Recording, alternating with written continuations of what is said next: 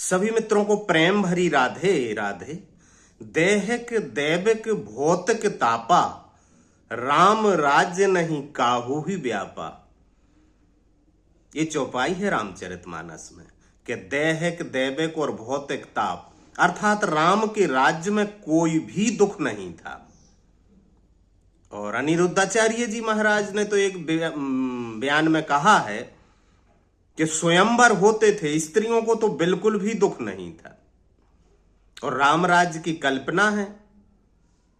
गांधी जी सपना देखते थे भारत में राम राज्य लाने का, लेकिन एक व्यक्ति ऐसा था जो कहता था भूल कर भी राम राज्य मत लाना, और वो थे, आप समझ गए होंगे, आचार्य रजनीश ओशो। उन्होंने कहा था कि भूल कर भी राम राज्य मत लाना। अरे राम राज्य लाके क्या करना है? शूद्रों के कानों में शीशा भरवाना है क्या? संभूकों की गर्दनें कटवाना है? या फिर स्त्रियों को बाजारों में बिकवाना है? राम राज्य में स्त्रियां बाजारों में बिकती थीं, गुलाम बिकते थे, दास और दासियां बिकती थीं। पढ़ना आप रामायण। रामायण में लिखा है कि जब राम जी का विवाह हुआ तो राजा जनक ने दहेज में दास और दासियां दी। सीता जी को दास और दासियां दहेज में दी। तो कौन थी वो बेटियां? किसकी बेटियां होगी जो राजा लोग दहेज में भी दान में दे देते थे? वस्तु रही होगी स्त्री। और ये जो दास और दासियां जो दान में दी जा रही थीं, इनके स्वयंवर नहीं होते थे, खरीद फरोख्त होती थी। दहेज में तक दी जा रही दास और दासियां, मतलब स्त्री और पुरुष बिकते थे। स्त्रियां बाजारों में बिकती थीं, बोलियां लगती थीं स्त्रियों की। अब ये मत कहना कहां लिखा है, हजारों जगह लिखा हुआ है। तो जो स्त्रियां बिकती थीं, जो लड़कियां बिकती थीं, जो बेटियां बिकती थीं बाजारों में, वे किसकी बेटियां होंगी? राजाओं की बेटियां तो बिकती नहीं होंगी।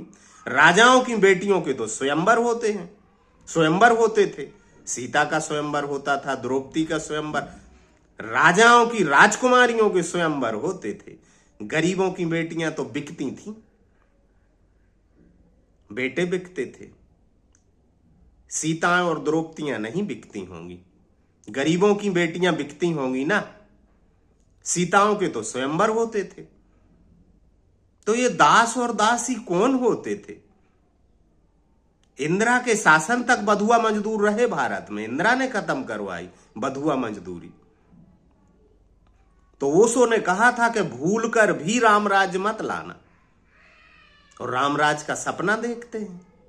अब अनिरुद्धाचार्य को कौन समझाए कि स्वयंवर तो होते थे, लेकिन राजकुमारियों के होते थे, राजाओं की बेटियों के स्वयंवर होते थे। गरीबों की बेटियां तो बिकती थीं, दहेज में दी जाती थीं, दान में दी जाती थी, खरीद फरोख्त होती थी। और ऋषि भी खरीदते थे बेटी लड़कियों को। गाड़ी वाले रेक्को की कथा है। तो ओशो ने कहा था, कुछ सोचकर कहा होगा कि भूल कर भी राम राज्य मत लाना।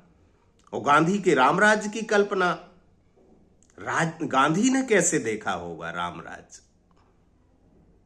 हम तो सुनते आए हैं कि राम के राज्य में किसी की मृत्यु भी नहीं होती थी। 11,000 वर्ष तक राज किया राम ने, पुराणों के अनुसार। तो किसी की मृत्यु भी नहीं होती थी राम के राज्य में। और राम ही मारते थे लोगों को, तो मृत्यु तो होती होगी। राम खुद ही मारते थे, दंडित करते थे ना। ये धनुष बाण कंधे पर तो मारते ही होंगे ना।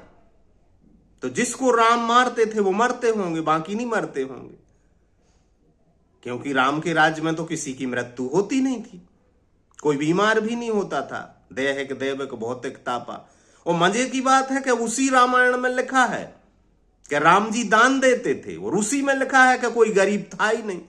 धनिक बनिक बरबर धनद समाना, कुबेर के समान धनवान थे सब। फिर दान किसको देते होंगे? याचकों को बहुत दक्षिणा मिली। वो गरीब भी नहीं था और याचक भी थे। जब गरीब ही नहीं थे तो याचक कहां से आते होंगे? जब गरीबी ही नहीं थी, राम ही राजा थे और लक्ष्मी जी पटरानी थी, सीता मैया। जब लक्ष्मी ही उस देश की महारानी होंगी राम राज्य में, तो गरीबी कहां से? दान देने की क्या जरूरत है? सब अमीर होंगे। लेकिन ये भी लिखा है कि दान भी दिया जाता था। ये तो वही हुआ कि एक दुकान पर लिखा था कि यहां शुद्ध घी मिलता है और नकली घी साबित करने वाले को 1000 रुपये इनाम, और नीचे लिखा था लाल अक्षरों में कि यह इनाम कई लोगों ने ले भी लिया है। मतलब घी भी शुद्ध है और इनाम भी पक्का है। मतलब याचक भी थे, खूब दान भी दिया जा रहा था, कोई गरीब भी नहीं था। फिर ले कौन रहा था दान और दे कौन रहा था? जब कोई गरीब नहीं होगा, धनद बनद बर धनद समाना, सब अमीर थे, तो फिर दान लेने की जरूरत क्या रही होगी? कि तीर्थों में जाके खूब दान किया, और उन्हीं ग्रंथों में लिखा कि ब्राह्मण बहुत गरीब था, भिक्षा मांगकर। फिर ये गरीब कहां से आ जाता था? बड़ी मजेदार है ये ऐसी पहेली जो सुलझाई ना सुलझे। लेकिन ओशो ने जरूर कहा था कि भूल कर भी राम राज्य मत लाना। ये मेरी शब्दावली नहीं है और मैं कुछ कह नहीं रहा हूं, मैं बस बता रहा हूं कि ओशो ने ऐसा क्या कहा था। ओशो के बारे में आप क्या सोचते हैं? बताना कमेंट बॉक्स में। राधे राधे।